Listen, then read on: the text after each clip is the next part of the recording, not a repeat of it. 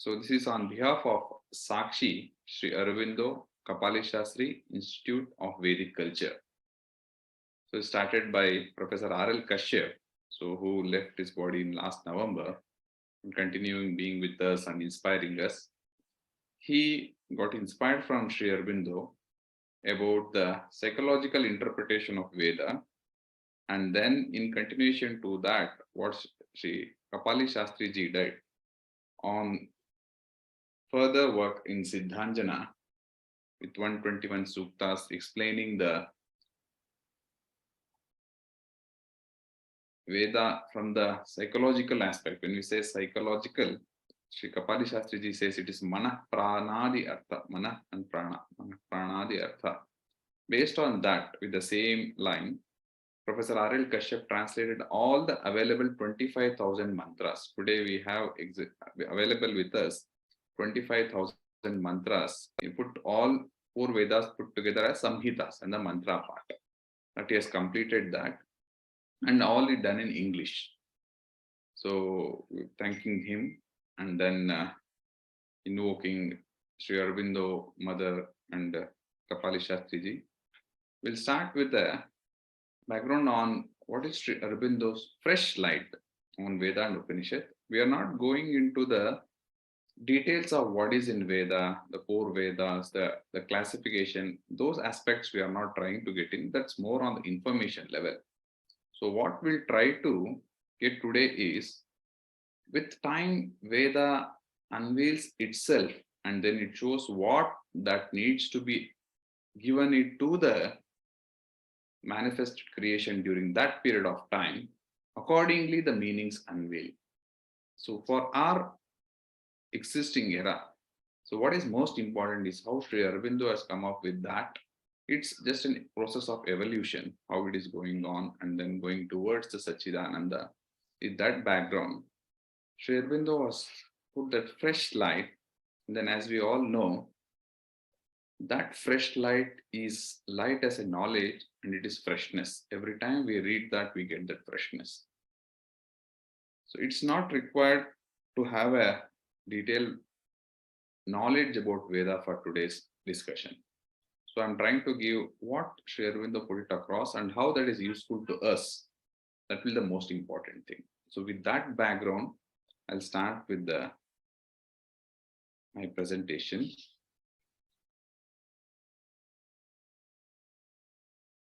So this is a brief background about what I'm trying to put across as my experiences. As we all know, Veda means knowledge. So requiring the root with.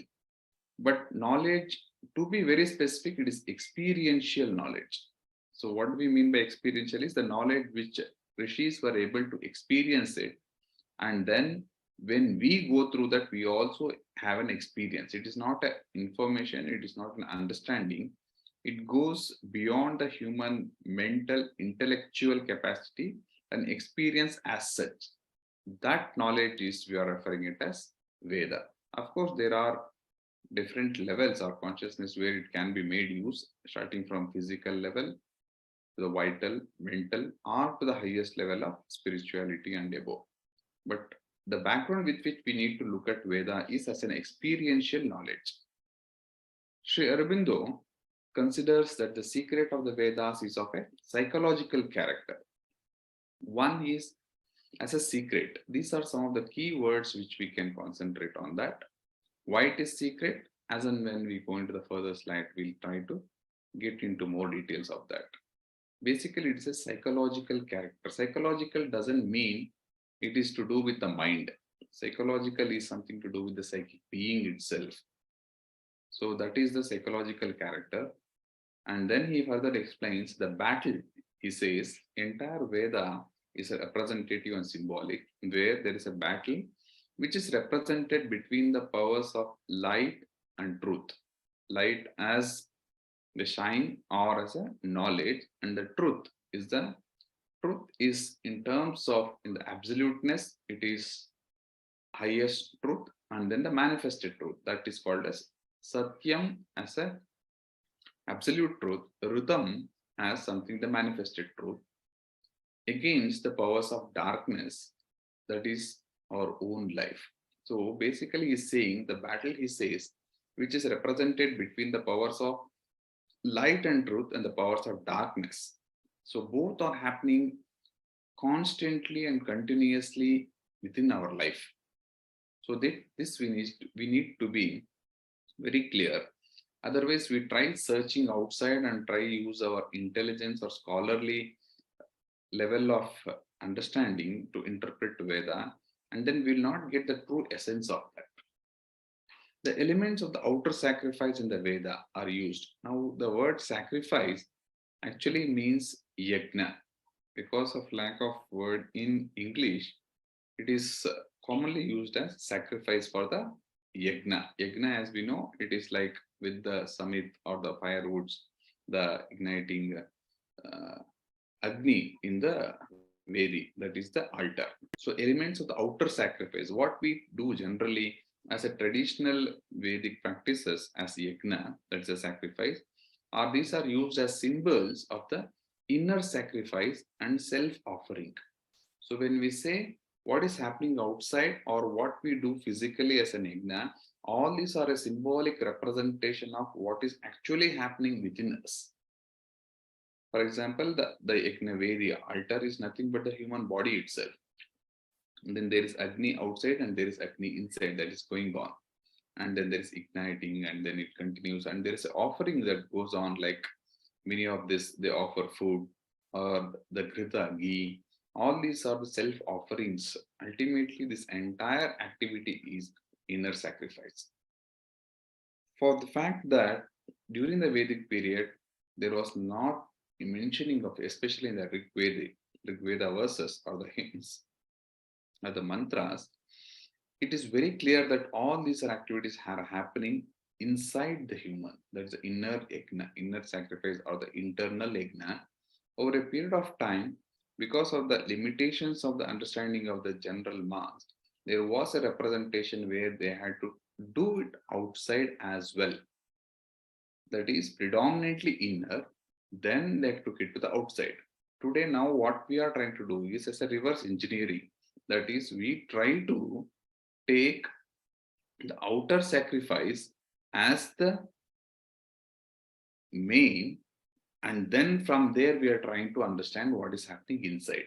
So it is not wrong, but we need to be aware that all these are meant to be done inside. So when it is done, it is inside, then it becomes an experience. Otherwise, it will be more in terms of a ritual or a physical or a mechanical activity. So that is the second element on the background point of view. The third one is perfection of knowledge is the right condition for the perfection of nature and efficiency of life. Now, what is here perfection is identifying oneself with the supreme is a perfection. So we generally say the aim of Veda is to develop an all-round perfection. So all-round perfection in the physical sense is somebody is good in studies and also in the sports and some other social activities. We say that is a good person, that's all-round activity and the perfection. But when we come in terms of the Veda, it is a perfection of knowledge, for the perfection of the nature and efficiency of life. What happens? It is because when that perfection we get in, the efficiency of the life itself will increase. That's where we are talking about. So those who are getting into this for the first time, I would say this is an advantage and there is an at the same time disadvantage also. Advantage is your clear slate. This paper is white. So what goes in is perfectly from directly from Aurobindo. So it is just I may be making some sound, but it is I completely believe that that is what that's going on. And then that will reach you. The disadvantage is so many of the things may look not very clear at the first instance, but nothing to worry.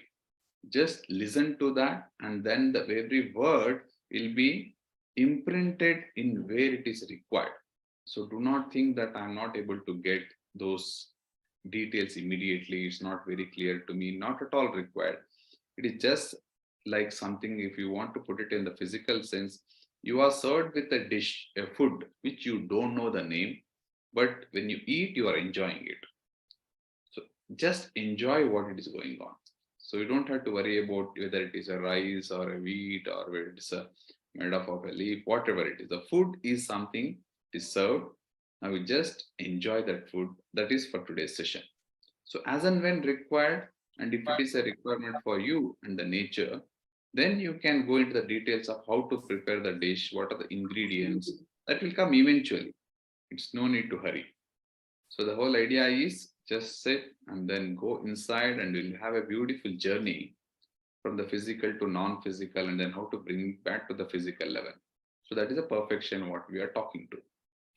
So coming back, the perfect truth of the Veda is the fundamental knowledge, the right relations with the truth of the things, on which alone, according to our ideas, all other knowledge can receive the true orientation needed by humanity. See, this paragraph or this one sentence gives a lot of background about what we need to get from Vedas. It starts with the perfect truth of the Veda is a fundamental knowledge. So there is some perfection of the truth. That is the fundamental knowledge we need to get in. So this is what made very clear by Sri Aurobindo. Of course, now you see there are many applied aspects of the Veda. It may be like a mathematics, astronomy, metallurgy. There are many ways that can be interpreted, or even economics or political science. But what Sri Aurobindo is trying to project is the perfect truth of the Veda is the fundamental knowledge. That's a fundamental. Get very clear with that. Rest of the things will follow. The right relations with the truth. Now we are seeing the truth is a T capital. The truth is the absolute truth, the one, the highest, supreme. The right relations with the truth of the things on which alone, according to our ideas. So that should be our reference. The truth, the highest truth, what it is, in relation to that, with the truth of things on which alone, according to our ideas, all other knowledge can receive the true orientation needed by humanity. So we should always be with that when we are be very conscious about the Veda. This is the highest truth, the fundamental highest. All our knowledge, all other knowledge can receive the true orientation. Now the true is the T is small t, that is a manifested, that's a rhythm.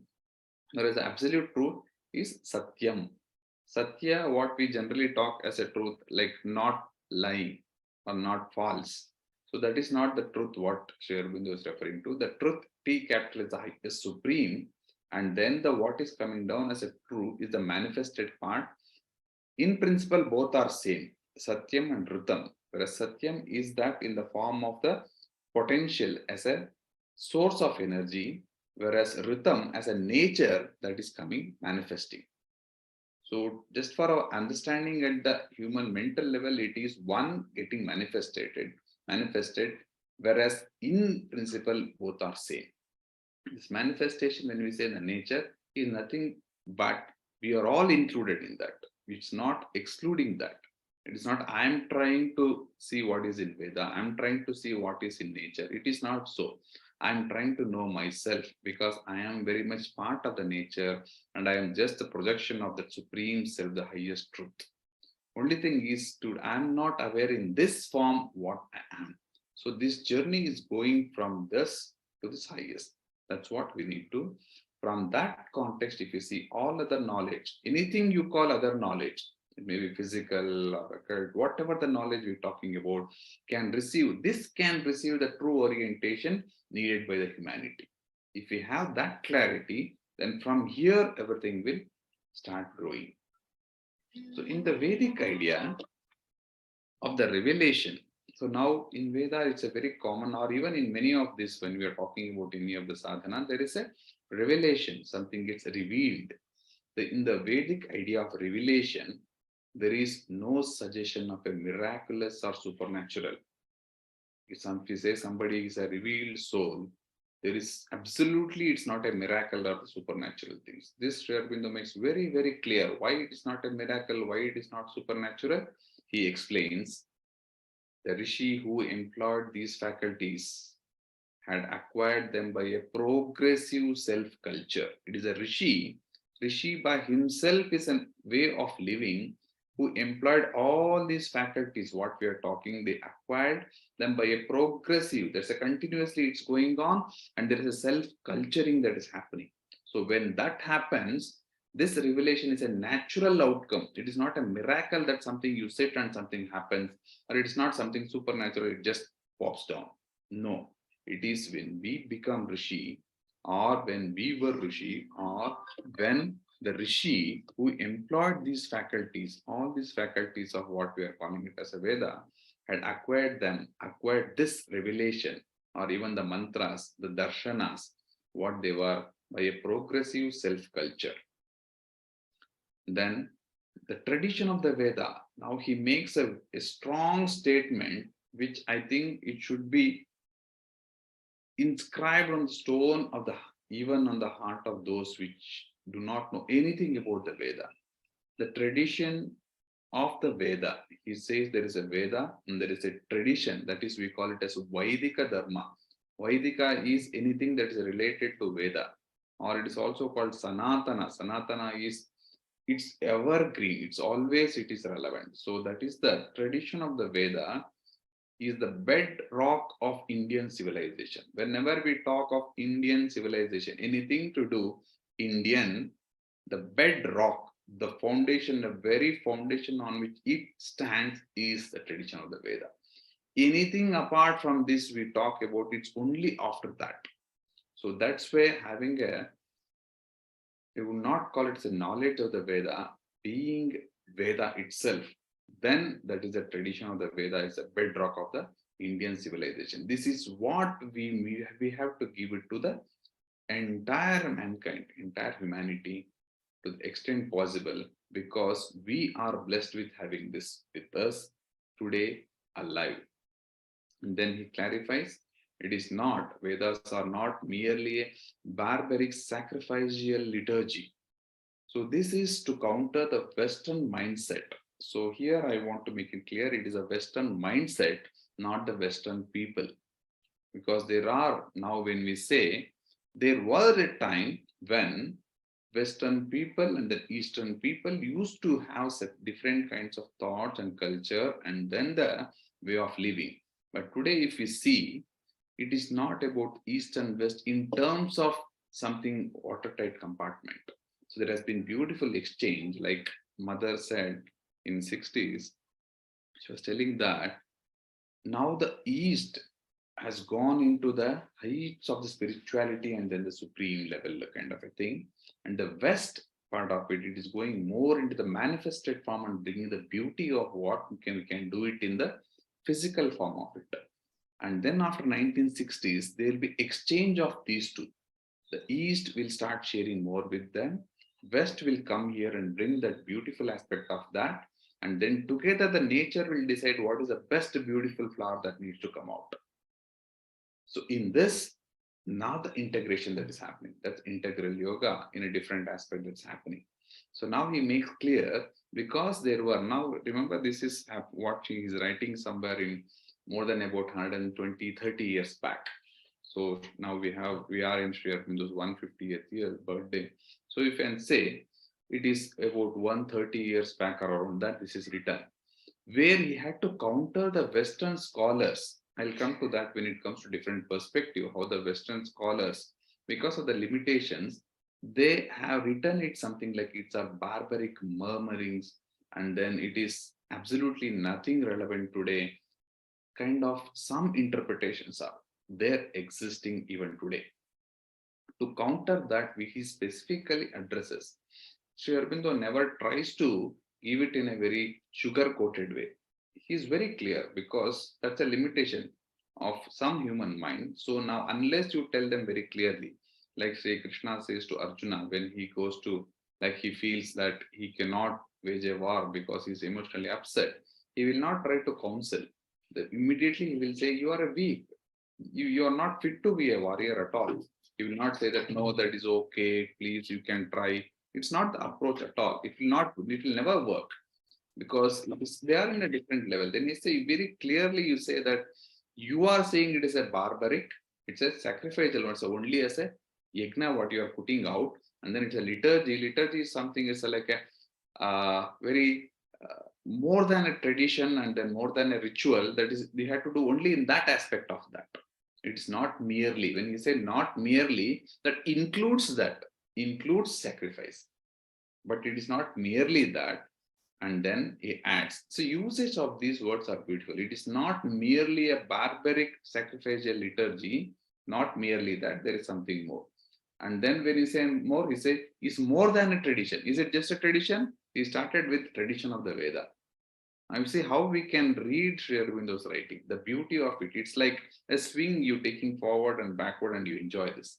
He starts with tradition of the Veda. Now he says it's more than a tradition. And then the landing is the beautiful part. It's an actual fact of history. Now we are worried about so many things about history. It is not documented. Indians were not good in documenting. There is not many documents. We have 25,000 mantras in with us. What else do you want to document? Which cannot be manipulated at all. So this is actual history.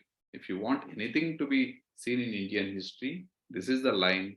It says the tradition of Veda is the bedrock of Indian civilization, not merely a barbaric sacrificial liturgy, is more than tradition. We usually say that it's our tradition we have to do. And what is a tradition? It is just a practice. No, it is an actual fact of history. You see, there are three words. History means it's a fact. It is actually done.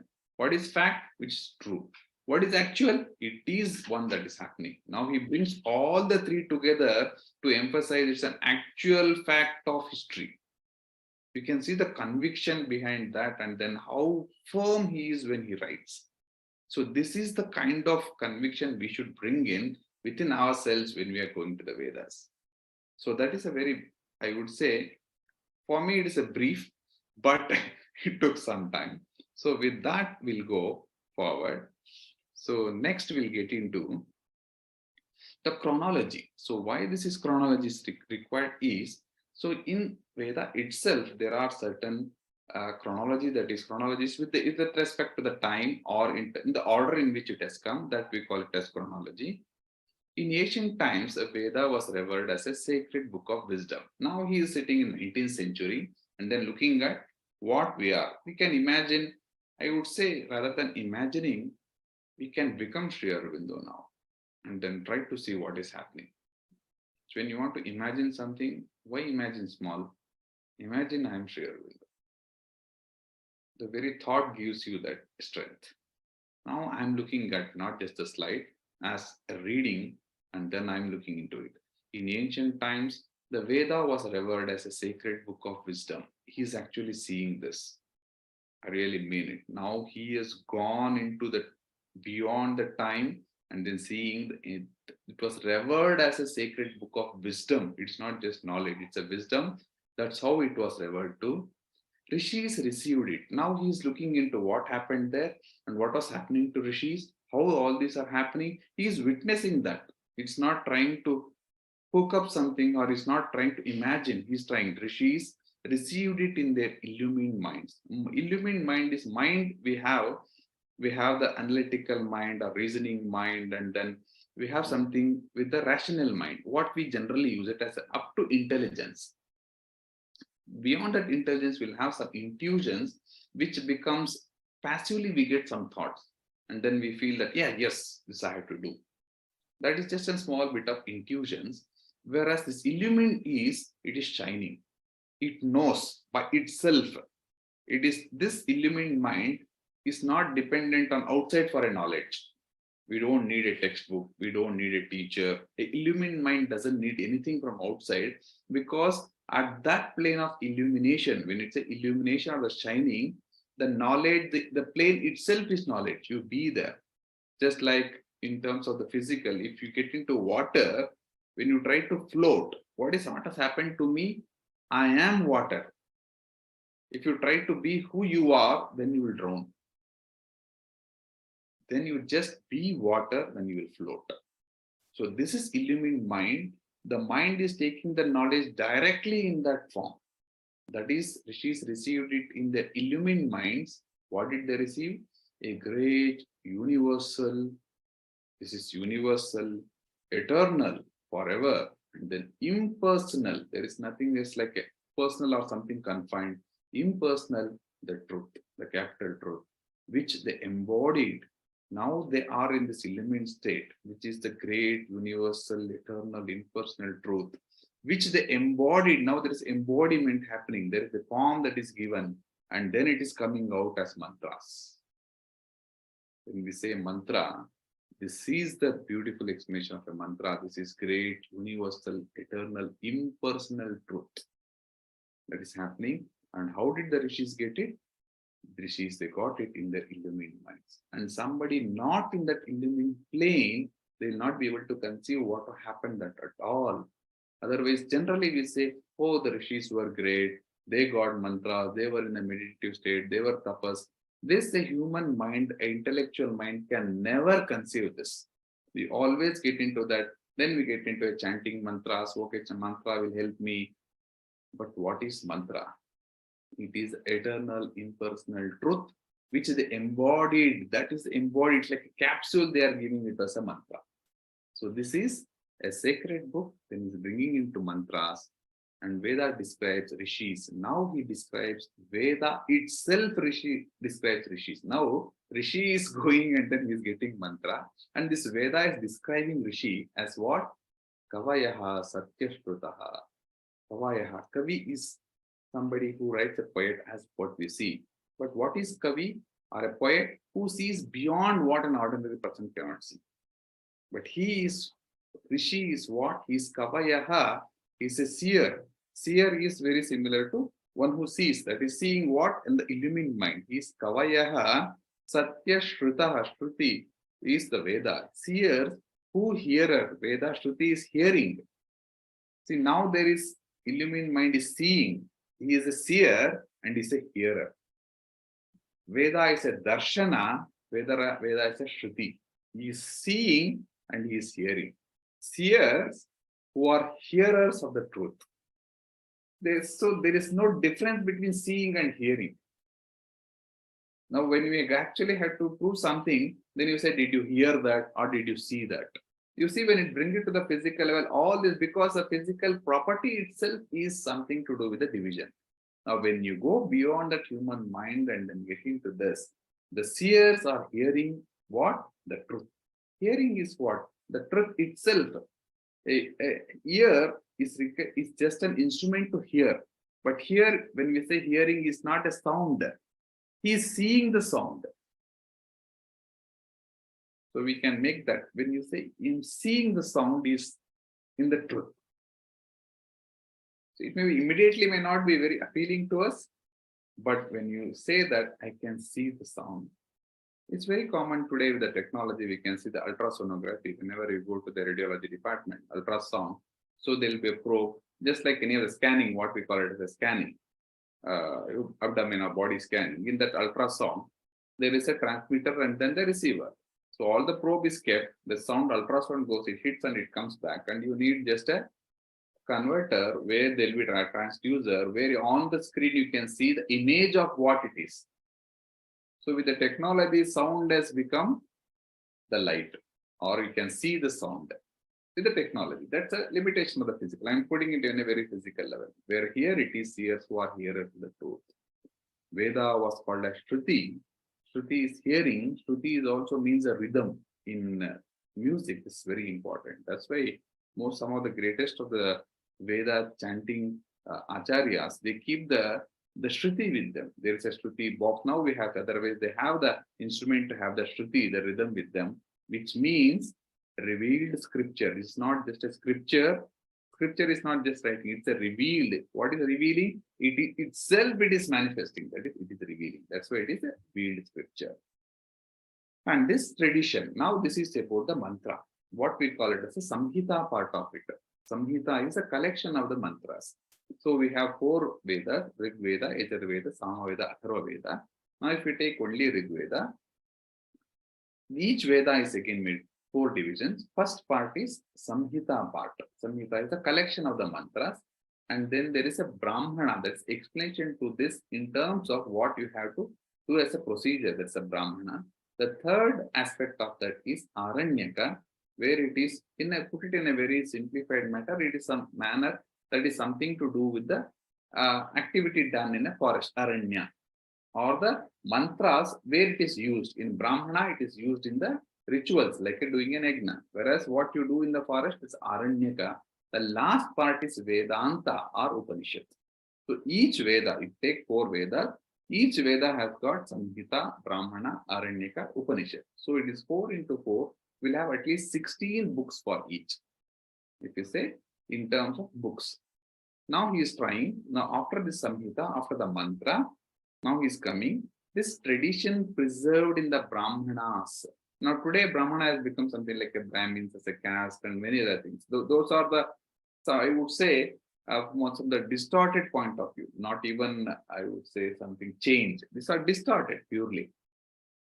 We don't have to, we are even not even touching those things. We assume that because we are talking what Sri Aurobindo is trying to tell, so we'll not even touch those. There was no casteism in Veda. Those things are not to be done. When we say we are manifestation of that highest, then nothing else to be clarified at all. All those by default it is taken. So now this tradition, why it is important to have it here is, many believe only the revealed part, the mantras are only important. That's the only thing rishis saw. After that are not required. After things are only rituals. After these Brahmana and other things are not in line with that. So he clarifies all those doubts. This tradition of mantra, revelation, revealed scripture, preserved, that was preserved in the Brahmanas and continued to maintain itself.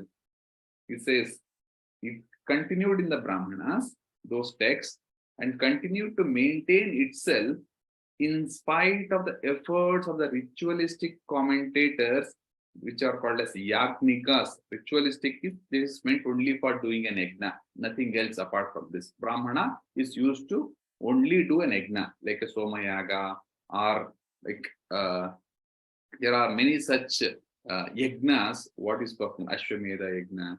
All these are kind of yajnas. This continued to maintain itself, preserving the tradition in spite of efforts of the ritualistic commentators, that is Yagnikas, to explain everything as a myth and right. So if you say these Brahmanas are this meant only for the ritual aspect of the doing only external things, but still the tradition is preserved there. I may not be knowing today, but this tradition is preserved in that.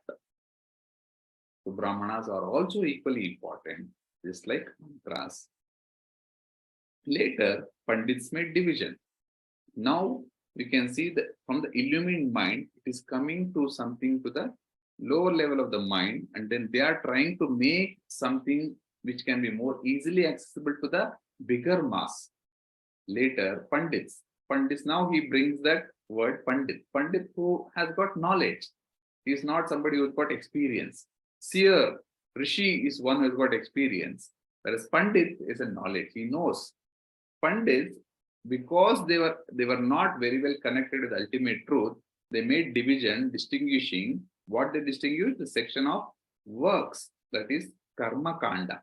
There are some hymns like karma kanda is something to do with the action, and the section of the knowledge, jnana kanda. All the mantras would say that this is required to do a karma kanda, that is yajna, whereas Upanishads, what came last, are jnana kanda, or with the knowledge. Jnana is knowledge. Now you know, with this discussion, the knowledge itself is Veda. That is the base on which all the mantras are started revealed now, and that is meant to be practiced. Now, where is the question of what is Karma Kanda and Jnana Kanda? So you can see all this division is because of the limitation of the human mind, especially those who call themselves Pandits or scholars. So because of the limitation, because they are not able to see that, they want to put it in a way that is easy to understand for the human mind, they started dividing Karma Kanda and Jnana Kanda. This is important for those who are already doing some rituals and they say that, no, this mantra cannot be told during funeral, this can be told only during marriage. So these kind of divisions are also happening. The mantra is a revealed truth. I'm not saying that it can be done, anything can be done anywhere. No. The whole essence, the truth remains same. The application may be different. So that's what we need to emphasize on. And then he says, this drowning, there is a drowning. Now there is a seer becoming Pandit, and now there is a drowning of the parts of the knowledge by the by the parts of the ceremonial works was strongly criticized in one of the Upanishads. Now, he says there is already drowning happening because of this Pandit's division, other things. This is not to blame Pandit. Pandit is representing the human mind, where the division is the major aspect of that human mind. We can only see divided, we cannot see united. If I say all humans are one, we cannot conceive in no way whatever you try to do, you cannot say that we are all one. Even a family cannot be one. If that was the case, there would not be so many court cases at all. You cannot, because that is a limitation of the human mind. Not we are trying to go beyond human mind. That happened. It's not to blame anyone. We should try to understand the conscious level in which the limitations of division is there and where it goes off. That we need to be very clear. This drowning of the parts of the knowledge by the parts of the ceremonial works. There is a drowning of the knowledge and said this is only required for this. This was, now he gives a reference, was strongly criticized in one of the Upanishad itself. Continuation in the Upanishad itself says it is not just Jnana Kanda or anything. Everything is with the same lineage of the knowledge. And in the Gita, where Sri Krishna makes it very clear that it's the one knowledge, the oneness. But both look on the Veda as a book of knowledge. Both this Upanishad and Gita, they look the Veda as a book of the ultimate knowledge. Whenever you have any doubt, go to the Veda. When we say it goes to the mantras. Then finally, the seers of the Upanishads. Now he clarifies. This kind of a clarification is most important today. The seers of the Upanishad had the same idea about the Veda. There was an era where said that these are actually, they were fighting that whether you have to take Upanishad or you have to take mantra, the Samhita part. To that extent, there was. Fortunately or unfortunately, we don't know anything about that. But historically, it has. That was the case. Now, because everything is blank, now we say it's same Upanishad. For us, it's so easy. But actually, when the fight was there, Upanishad is different. Actually, it is contradicting there are explanation where they say the Upanishads are contradicting the Veda mantras or Samhita itself. To that extent, it has gone, not just away, it is contradicting. Now he says Upanishad the same idea about the Veda. Why? Because after the Upanishad is Vedanta. We have a couple of sites for that. We look into that. But the concept in the Samhita, Brahmana, Aranyaka, Upanishad, the tradition is continuing with the same. The truth remains same. This is what we need to appreciate. And there are different perspectives where we can see. Perspectives is from the sense of to get a feel of how that went on. We have the great scholar Sayanacharya. Sayanacharya was a prime minister during the Vijayanagara Empire, about 14th, 15th centuries. He's one of the greatest of the scholars in Indian history, where he gave the Bhashya to all the 4 Vedas with a big team with him.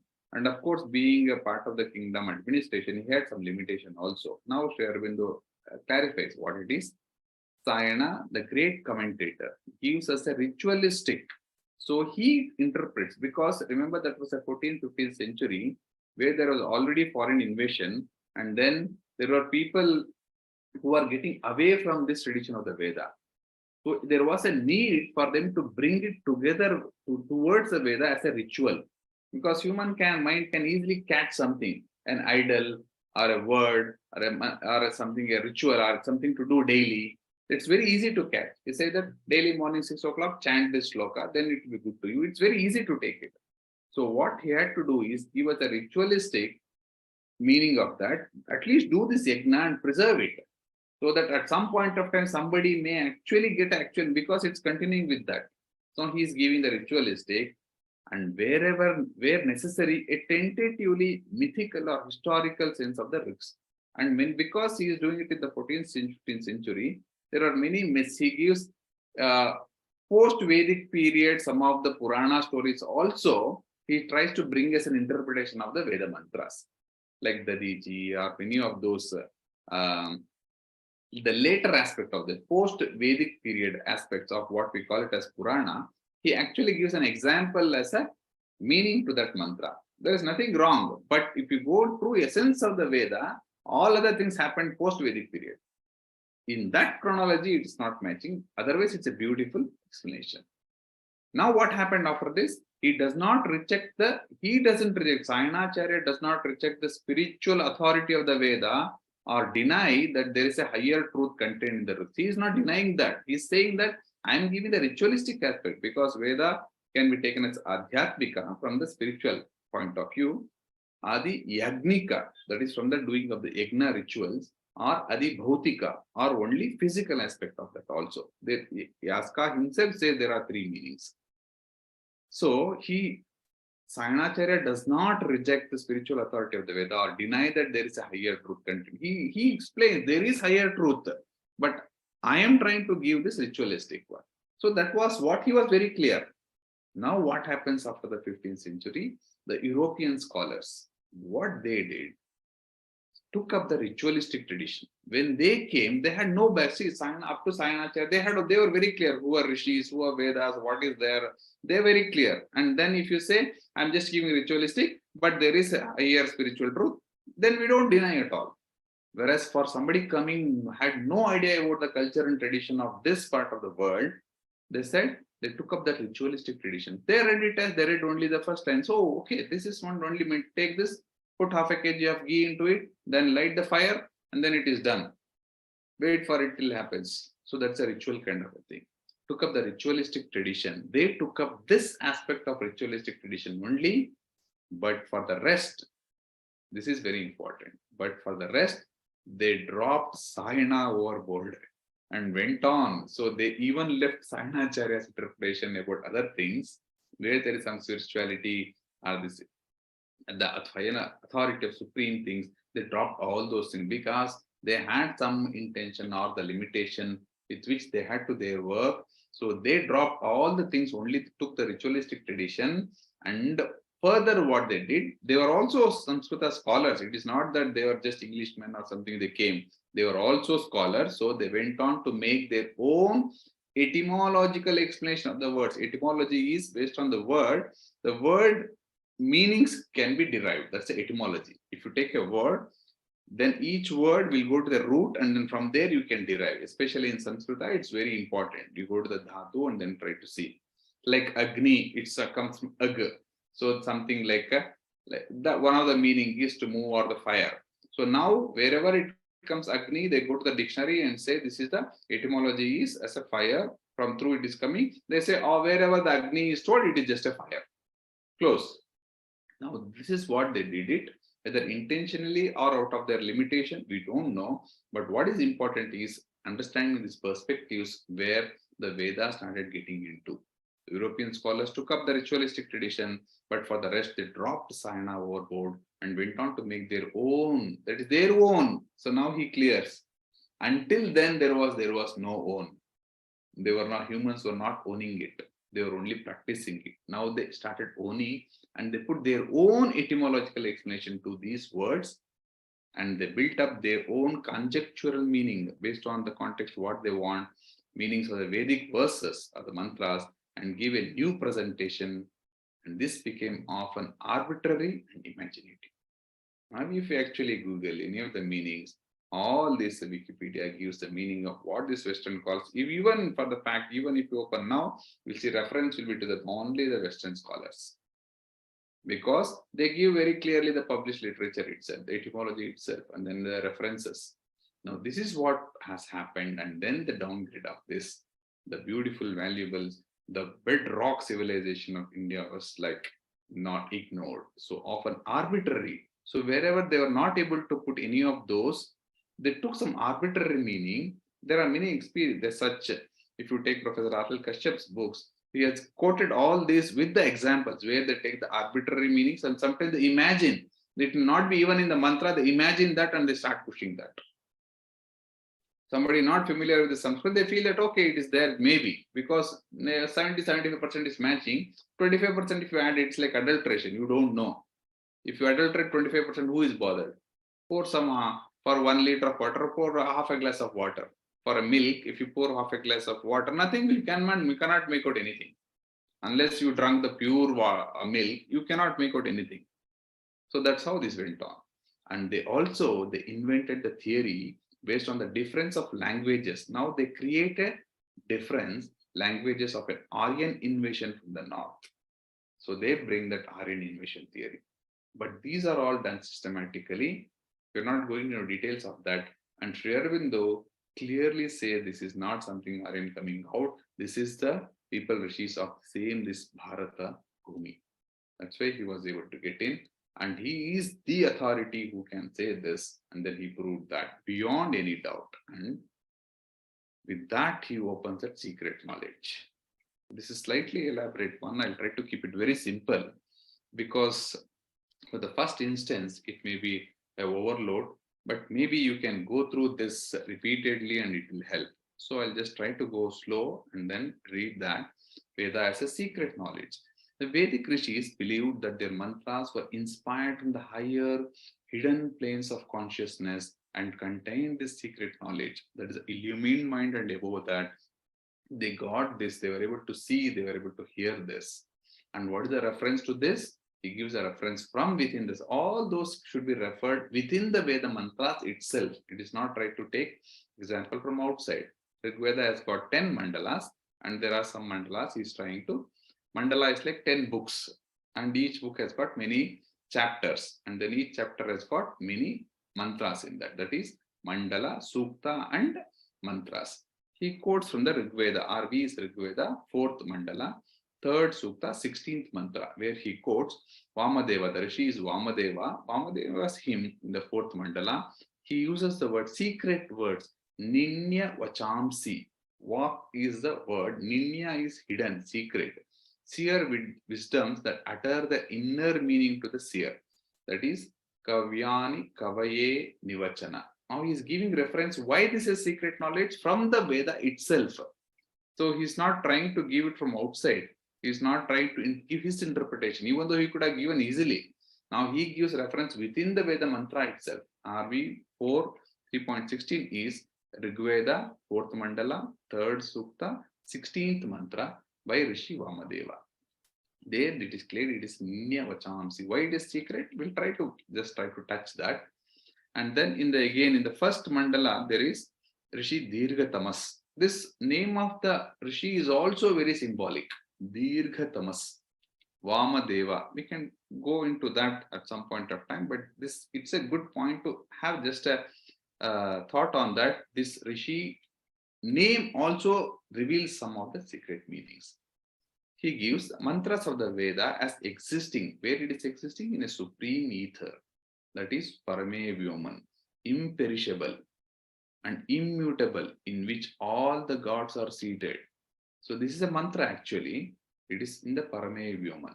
And he adds, what is more important here is it is in Parame Vyoman, which is imperishable, immutable, in which all the gods are seated in this Parame Vyoman. He adds, one who knows not that, what shall he do with the Rik? Now, if you don't know, this is the supreme ether. This is Parame Vyoman, which is imperishable, immutable, where the gods are there. If you don't know, if you are one who knows not that, what you will do with the Rik? The Rik mantra says, this is first mandala, 164 sukta, 39 mantra. It says, it's of no use to you, any of this mantra you chant 1,000 times or 1,000,000 times, unless you know that mantra is from the supreme ether, the Parame Vyoman, where the gods are seated. Unless you go to that conscious level, what shall he do with the Rik? This is in the Vedic period where the Vedic rishis got as a darshana. You see how the reference is. This is the authority with which he is talking, why it is Ninya Vachamsi. And he also explains very briefly about the 4 planes of speech, because speech comes at the 4 planes.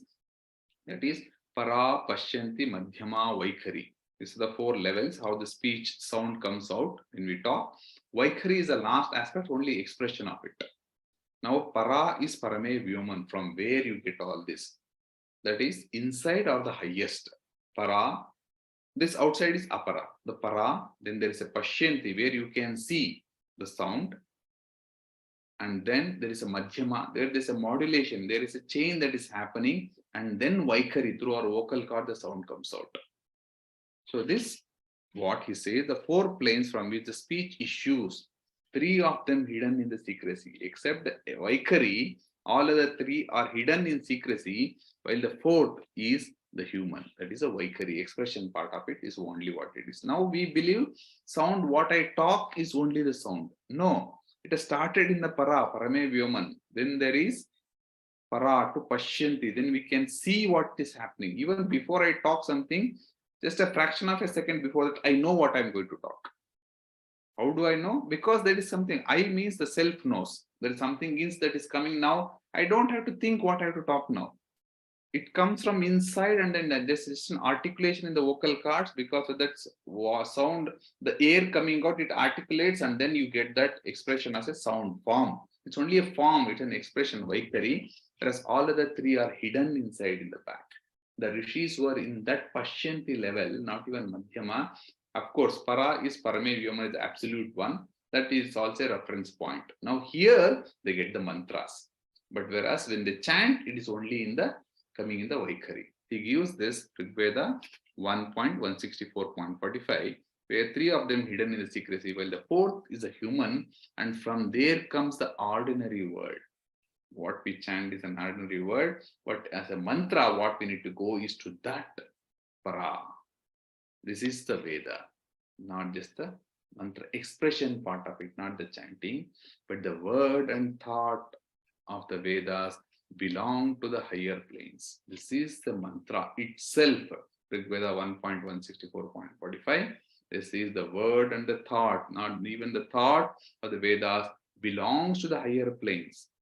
This is the secret we should know. Why it is secret? Because we are so lost in these external things as exoteric in compared to outside is exoteric, inside is esoteric, external, internal. This is secret because I am more lost in the outside world. That's why it is secret. Those who do not know the inner sense of this, what we talk till now, are as men who seeing, see not, hearing, hear not. They may be seeing, and many times if you don't hear, you are not interested to see or hear, you may be seeing that object, you may be hearing that sound, but it is of no use to you. Only to one here and there, the word, W capital, desiring him. This is a beautiful aspect what it tries to bring. This is a Veda mantra, actually it is. Those who do not know the inner sense are as men who seeing, see not, hearing, hear not. So we have one aspect who doesn't know the inner sense. There he is seeing, but he cannot see anything. You say, I can't make out. Something like if I were to put it in my medical school, it's like under microscope, you see many of the tissues or cells. If you don't know what you are seeing, what you have to see, you see just something. You say, I'm not able to see. If you have read previously and then come and see under microscope, you see it's so beautiful. Or even if you want to see something or something like even in a computer language, you want a code, as somebody who is a coder who knows this is what exactly I'm talking about. As somebody who doesn't understand that language, he says, I am not able to see anything. Or if you are not good in the music and if you can make out the shruti or anything, you are hearing it just a sound, but you are not actually, nothing is useful to you. Hearing is here not. This is one aspect. Now what comes more beautiful is only to one here and there, the word, the supreme, the word capital is the word as a mantra. This word is a mantra, and then the absolute W word, desiring him. If I desire that word, the highest word, him, then what happens? Like a beautifully robed wife to a husband lays open her body. Now this beautiful lady, now she opens her body entirely. This Veda as a beautiful lady dressed up. When I really want that only, the divine only, nothing more than that, that beautifully robed wife to a husband only. Now that becomes wife. This person, the Rishi or him, the person, Yajamana, becomes the husband. The mantras lays open her body. This is what we need to become. This is what is the way you have to look at Veda. And then he brings up, this is, if we can meditate on this entire Veda, you can grasp into it. You don't have to read even a single mantra. So then he also brings, there was an occult and spiritual knowledge in the sacred hymns. It's not just other things. He brings, this is another beauty of Sri Aurobindo, where he knows everything about what has happened in the East and the West, and then He has experienced there is occult practice, there's a religious practice, there's a spiritual practice. Now integrates all the three. He will never put anything down. There are different practices how we can get into. Veda is also one of the way to go to the divine. It's not the only way. One of the way. But this is our bedrock foundation. That's what he's trying to do. There was an occult. Occult is something like today what we call it the black magic kind of a thing. That is actually occult is a tantra vidya. It is something you can practice and then you can get that access to that in a very different physical procedures or some aspect of that. There was an occult and spiritual knowledge in the sacred hymns, especially if you see in the Atharva Veda, where they say it's only a black magic. There is a knowledge, and by this knowledge alone, it is said one can know the truth and rise to a higher existence. It brings, there is occult knowledge, it brings the spiritual. Spiritual is spirit. Spirit is something to do with the self, the essence of it. By this only, you can get into the higher existence. And he explains, this is very typical of Sri Aurobindo's writings, where he explains very clearly the symbolism of that. We can spend a couple of slides on that. Why it is symbolism? The sacrifice, as I said, this is yajna, is the outer symbol of an inner work. What all the things that should happen inside that has been projected outside with all the physical means of it.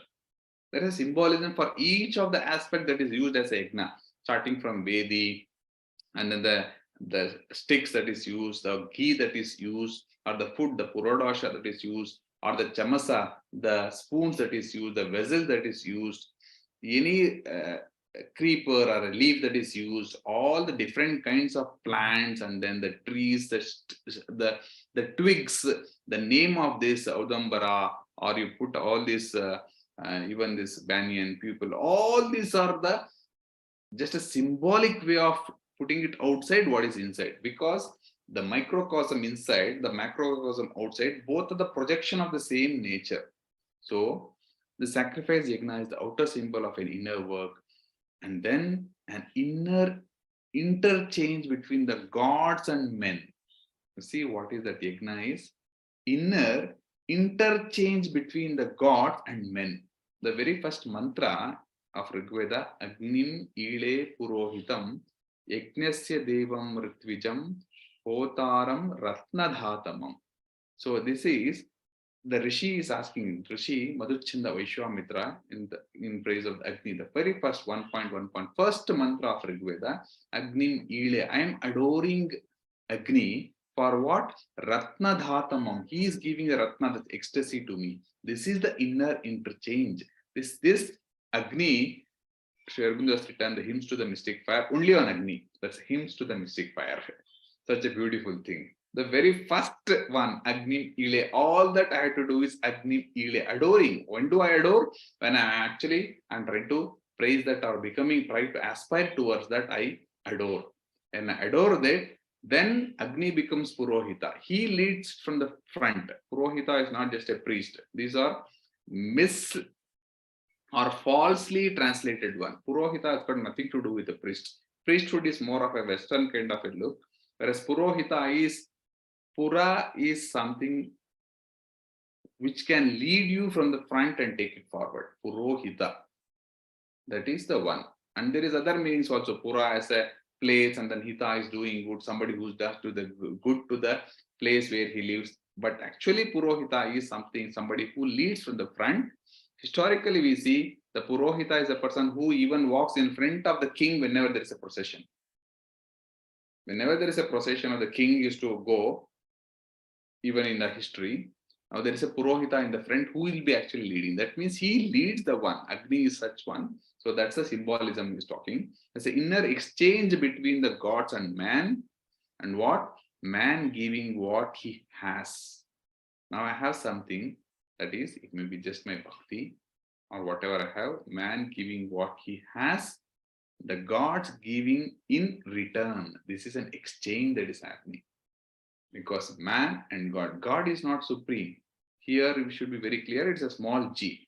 It's a God is Deva. Deva is actually the word in Sanskrita or in the Veda is Deva. Deva comes from Div, that is shining. They're just above the human mind. that is the illumined ones, Div.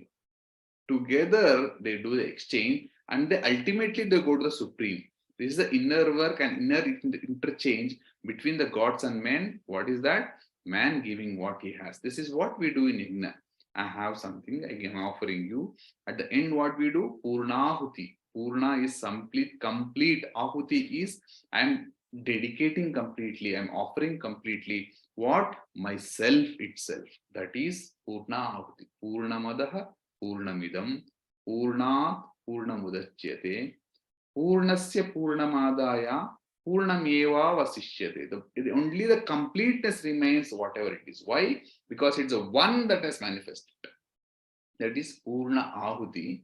Now, symbolically, it is done outside, man giving what he has, the gods giving in return. They give it, they don't keep it back, keep it with them. They give it return. In the ritual, this is done. But if you confine yourself to something like, I do Ashwamedha Yaga and I get kingdom expansion, then it's a very foolish thing to do. It's not just that. This is also there. But what it is happening, there's a journey, inner journey that is happening. If you say only this, then that's a problem. Or only that, that is a problem. Both ways. Esoteric meaning in the Veda. Esoteric is inner sense. Esoteric meaning in the Veda is only discoverable if we give a constant and straightforward meaning to the words and formulas employed by the rishis, not by our own intellect or dictionary. Dictionary is written by us. If you take dictionary, it is more like playing with the words. You should know at least one word to understand a dictionary. If you don't know both words, there is no use of dictionary. So now he says esoteric meaning in the Veda is only discoverable. The inner meaning is discoverable if we have what we have to do, should give a constant. If we give one meaning to that, like in Rig Veda, like we have 10 mandalas, about 10,552 mantras. Out of this, about 2,000 plus mantras are only for Agni. Now for Agni, you have to give one meaning and then keep on going with that. It should be constant, should be straightforward. You should not try to manipulate. It should be natural meaning. Constant, straightforward meaning to the word and the formulas that should have been employed by the rishis also. Because rishis did the same thing. Now I do reverse engineering. It should also be constant and straightforward. Only then we can get esoteric meaning. And then he explains why it is symbolism, why it is hidden. It is deliberately hidden by a veil. Veil is something like a curtain. It is deliberately hidden. It is not that they had no choice or anything. It is deliberately hidden by a veil. But what is this veil? But the veil is not so thick as we first imagine. It is not so thick. We have only to use our eyes and the veil vanishes. You see the contrast. They're deliberately hidden by a veil. But you actually see, if you are interested, if you aspire, and if you see, there is no veil. So what does it mean? Somebody who is not aspiring for that home, somebody who is not actually looking for it, he will not be able to see. Is it not the same case in the physical aspect also? If I don't want to see goodness of a person, even however good he is, I will not be able to see. If I'm prejudiced that this person is bad, whatever he does, it looks like bad. The same thing it is in the physical level I'm telling. Now if you see here, it is deliberately hidden by a veil, but the veil is not so thick. It is not that you cannot open. It's not so thick. If you first imagine, there was some imagining that it's very thick, it is you cannot see, but we have only to use our eyes. Eyes is what? Inner eyes.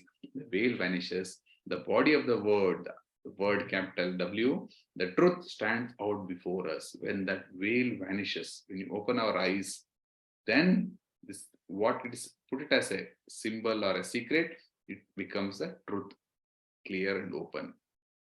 So now why also it had to be done? Under pressure of the necessity to mask their meaning, they had a pressure to mask the meaning with symbols and symbolic words, or secrecy must be observed. There is a need for us to maintain the secrecy so it doesn't have to go to the wrong hands. Because it is just it can be misused also. That's why they had to keep the secrecy. The rishis resorted to fixed double meanings. Wherever that is possible to have two meanings, one at the physical, one at the subtle, they use those words. A device easily manageable in Sanskrit language. In Sanskrit, it's very easy. Like Ashwa or Krita, there are some examples where one word often bears several different meanings. So now it's very easy to veil. You use a word something like go, which means a cow. Now that can be easily manipulated if you are not oriented towards, and then if you see go as a cow, you cannot get a meaning of the mantra at all. So you cannot misuse it. But if you aspire for it, then if you get a meaning as a cow, as a knowledge, then the whole mantra reveals itself and you can take it forward. So that is a meaning. So we'll give some more examples. The same with that I just explained now. That is, for the word for cow, go, meant also light.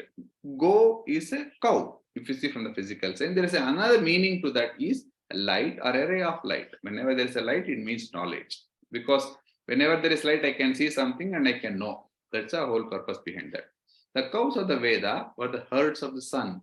Now, this cow is not all truth. It's a herd, it's a group, or the herds of the sun. Why? Because every ray of sun is a knowledge by itself. And this is what in the herd of cow. This is also familiar in Greek myth and mystery, the rays of the sun of truth and light and knowledge. Now he explains how the symbolism can be there. He will give another example as a grita means ghee or clarified butter. Just we use it as a ghee, grita. But this was one of the chief elements of the sacrificial rite, where they put it into the yajna. But grita also means light. The grita is shining. Gr, the very root for grita is gr, means shining. So you can see that it is not just a ghee. The natural meaning also means shine. Now they are saying that grita is something shining. What is that shining? That becomes the clear and it shines, and that is a clarity in my thinking. It goes with that divine mind, Indra. There's some psychological meanings. Today we will not be able to go into details of that. Something like, similarly, we can take it for the face value. He puts it as Aurobindo puts it in terms of his darshanas. Agni as willpower, Indra as a divine mind, Saraswati as goddess of inspiration, Usha, the divine dawn. So there's a knowledge before the knowledge comes up, there's a divine dawn. Surya as a supreme knowledge. That's why we have the Gayatri mantra talking about the Tat Savitur. Surya Savitru. Surya is that static, the Savitru is the kinetic or the potential and then the manifested form, or the powerhouse and the manifestation. Surya Savitru. Savitru is actually creation that's going on. And Soma finally is a divine bliss, the Ananda itself. Soma is confused with the Soma plant as intoxicating plant, whereas he also gives very clearly from the Charaka Samhita, there are many such different varieties of Soma plants, creepers available, but none of them are actually intoxicating. There is no such kind of intoxicant property in those Soma, and today most of them are extinct. So symbolically, it means the Soma, when they drink Soma, like we say Soma Rasa, Soma juice, and they enjoy it, something like having a wine or something. Actually, it means a divine bliss, the Ananda within. So these are the symbolism. Today, because of lack of time, we cannot go into the depth of this. So maybe we'll see how at some point of time. This is very important. So we may have to go a bit fast here because I'll add a couple of slides on the Upanishad also. But we'll try to see what best that can be done. The central teaching, he explains what is the central teaching of this. He gives 3 levels. The thought around which all is centered. Now we have to understand the why I am going to the Veda is the seeking after truth, light, immortality. This is the most important first thing is all is centered is the seeking after truth, light, and immortality. What is that? We can go more and more about that. We have to find our way to that, to get into touch with this truth and immortality, to be born into the truth, to grow in it, to ascend in spirit into the world of truth and to live in it. To do so is to unite ourselves with the Godhead and to pass from mortality down here to the immortality above. This is the first and the central teaching of the Vedic hymns. It may be slightly too much for the day one, but you can go on meditating on this. It's self-explanatory. Next he goes, we have to find the path. Now you know what you are seeking after. Second doctrine is, now you have to find the path. Second one, we have to find the path to this great heaven, the world of the Son of the truth. The path of the truth or as is sometimes called the way of the gods. This is the way of how they attain to that. This is the second mystic doctrine. So that means when I'm studying Veda, then I should know this is I am studying Veda just for the seeking of the ultimate supreme truth, the light, the knowledge, and immortality. That is the aim. And then next I have to find the path. So that is the Adhyatmika path. The third, he explains, the third is that our life is a battle between. Now what is happening is there's a battle happening. It's not a smooth ride. You just know and then you run away in that path. No, this is a battle between the powers of light and truth, the God, who are the immortals. Now there is immortal. And then the powers of the darkness, those are represented as Vritras, one who actually holds on. Vritra, Vala, these are the negative aspects. The panis, the misers, the stew, or dividers. Like if for our level, you can take it as something, my anger, my greed, or my hypocrisy, or double-standardness, or the biasness. All these are the darkness. It is stopping me from going to the light towards a higher truth, or indiscipline, or if I'm doing some wrong practices. All these are the qualities of the darkness, Ritra, Vala, Pani, the Siu. Or TV is dividing and trying to benefit only with the selfishness nature, the narrow things. These are the properties. This is a battle that's going on. Whenever the right things goes up, then the path starts high. So that's a very important thing. So to be very clear with being the right person at that disciplined one, then go with the higher one. So those are the three doctrines. And then we have to invoke the gods by the inner sacrifice. Now, invoking the God is inner sacrifice, and by the word, call them into us. Now, he's explaining how to study Vedas and what to do it in this. He's calling into us. That is the specific power of the mantra. This is the, when I chant mantra, when I say Tat Savitur Varenyam Bhargo Devasya Dhimahi Dhiyo Yo Naha Prachodayat, I should invoke him through my inner sacrifice by the word, call them into us. That is the specific power of the mantra, to offer to them the gifts of the sacrifice, and by that giving, secure their gifts, so that by this process, we may build the way of our ascent to the goal. This is ascent we are talking about, going higher and higher. The gods, the powers of light and truth are powers. Now he explains the God G in the capital gods, the powers of the light and truth are powers and names of the one, supreme one. Even though we are calling so many gods, it's actually one. Each god is himself, all the gods are carries in them in him. There is the one truth and one bliss to which we must rise. So all this will ultimately go into that one truth and one bliss. Now we'll briefly go into Upanishad. There are only not many slides on that. Upanishad is a brief background. The secret knowledge of the Veda is the seed which is evolved later into Vedanta. Upanishad is called Vedanta. Veda Anta, end, or Anta is inside essence also. So the most essential part of it is Vedanta, or towards the end of Veda is Vedanta. This is the secret knowledge of Veda, is the seed. So all this, whatever we saw in the mantras in Samhita, the seed, that is the seed which evolved later into Vedanta. Upanishads being vehicles of illumination and not of instruction. So he clears it. This Upanishad, what we are saying, are being vehicles of illumination, the shining ones, and not of instruction. It is not saying you do this after this and do this and then come around 17 times or 18 times. No, it's not of instruction. It's an illumination composed for seekers. Up to whom?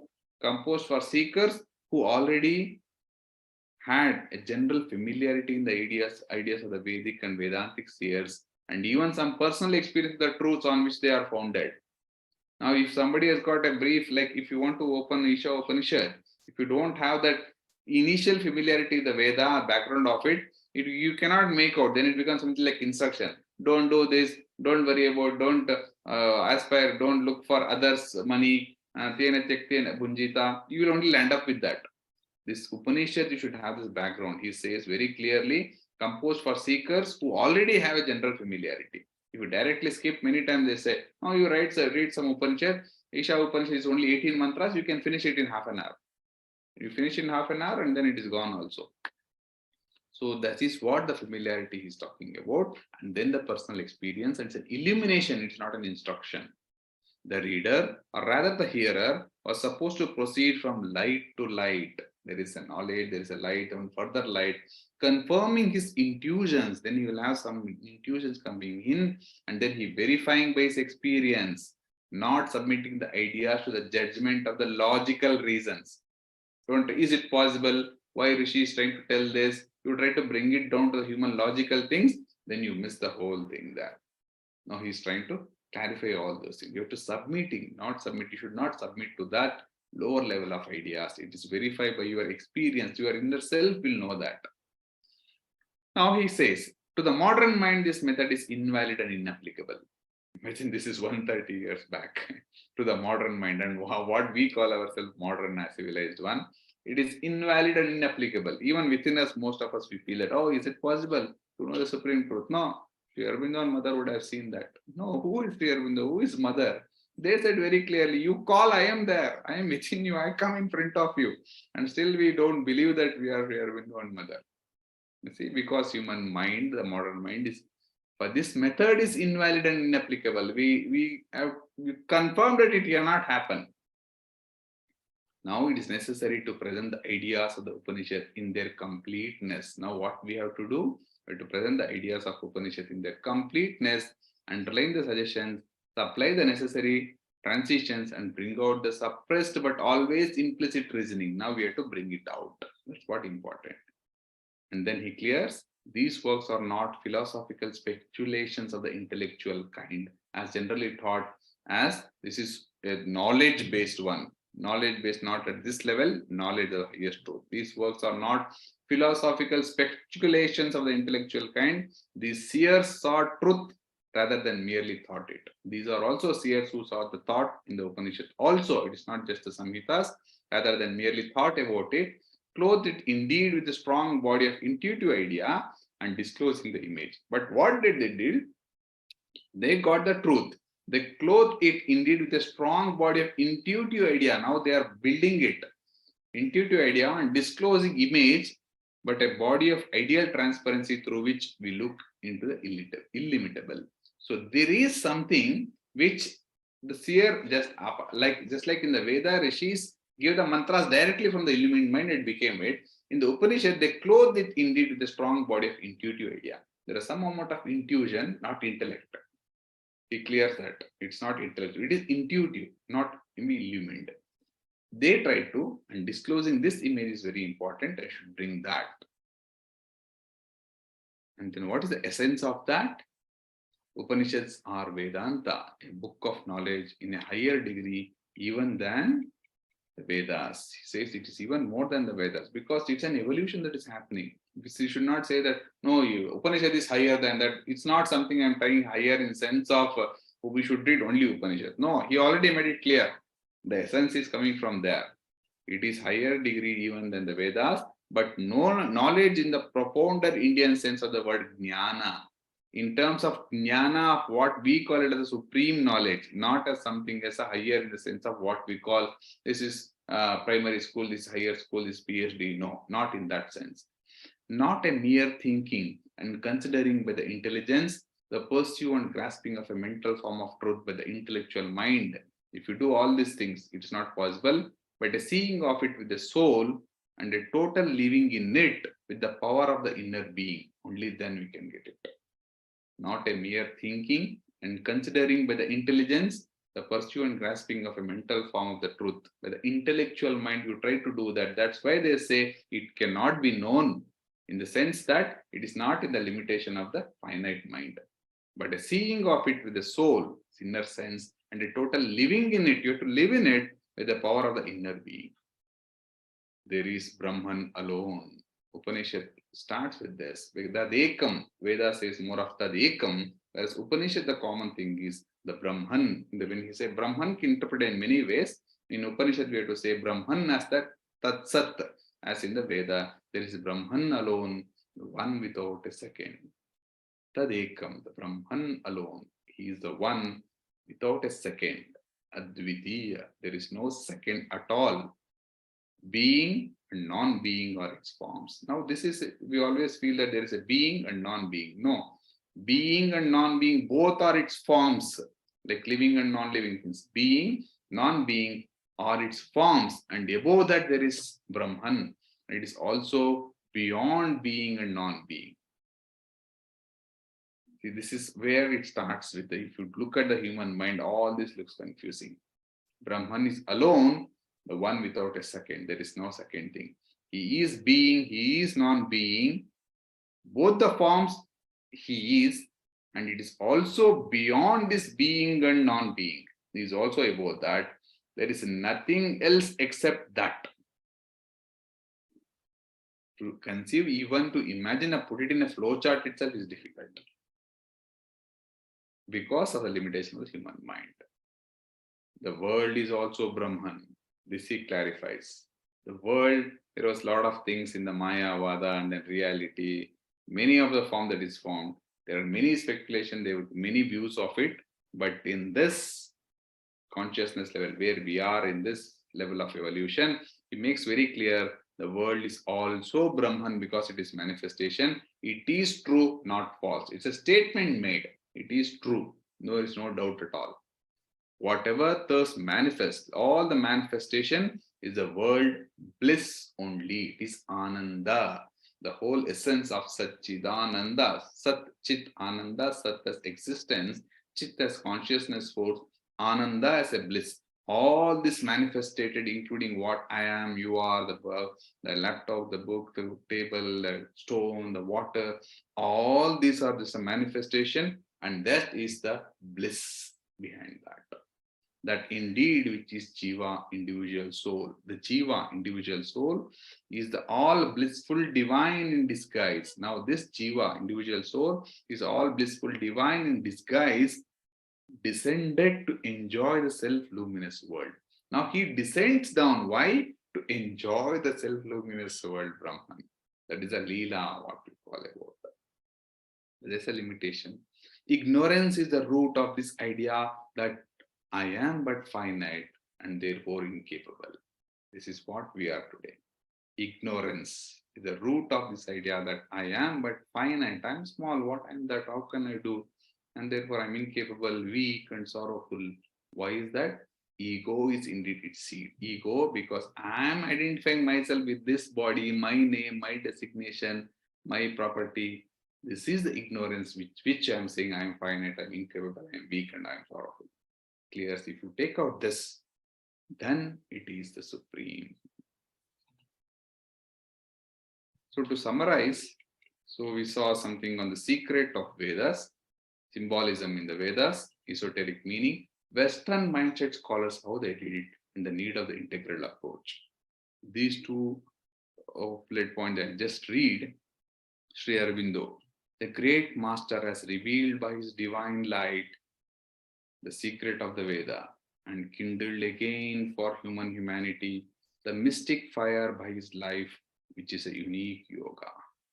I'll repeat, Sri Aurobindo, the great master has revealed by his divine light the secret of the Veda and kindled again for modern humanity the mystic fire by his life, which is a unique yoga. He brings all those things. I tried to bring all those things in one paragraph, which I thought it summarized everything, but it is highly packed capsule, power capsule. I was really wonderstruck when I read this paragraph.